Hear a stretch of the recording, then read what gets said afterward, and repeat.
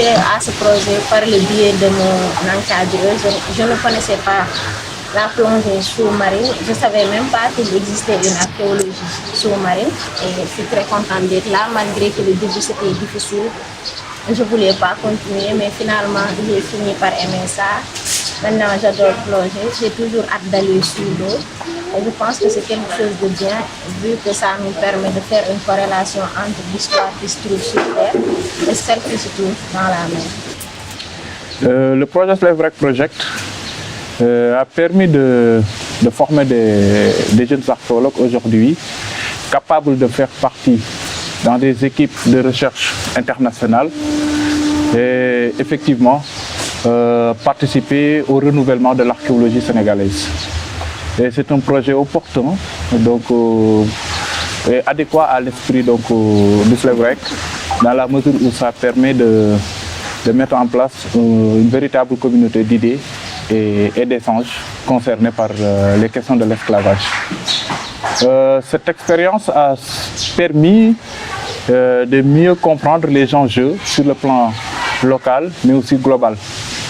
Et après le renforcement des capacités et en matière de compétences techniques du point de vue archéologique maritime, aujourd'hui il reste évident que ce stage a permis aux jeunes archéologues sénégalais de comprendre qu'il y a beaucoup de choses à faire, du point de vue institutionnel, du point de vue scientifique.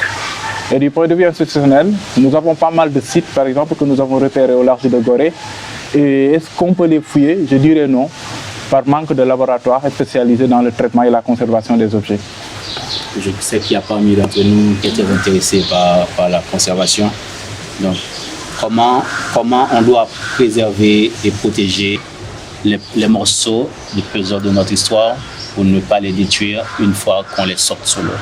Donc ça, c'est un aspect qu'on a appris et qu'on doit porter attention, en plus des informations que ces artefacts, ces cultures matérielles vont nous apporter, mais comment également les garder pour les préserver pour les générations futures. L'intérêt, c'est d'abord d'avoir une première équipe d'archéologues noirs menant une étude archéologique maritime, c'est-à-dire l'archéologie maritime, menée par les communautés locales, par les Noirs et pour les Noirs. Moi, je crois que c'est important qu'on essaie d'unir nos forces pour étudier globalement l'histoire de l'Afrique, n'est-ce pas? Parce que je crois qu'il y a beaucoup de choses à mettre en exergue, en particulier le domaine maritime qui n'est pas encore jusque-là bien exploité.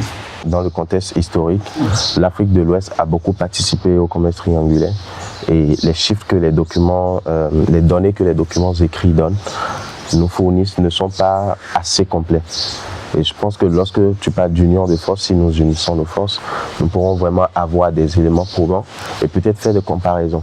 Je dirais que le golfe de Guinée et toute l'Afrique de l'Ouest ont une même histoire concernant le commerce transatlantique et la traite négrière.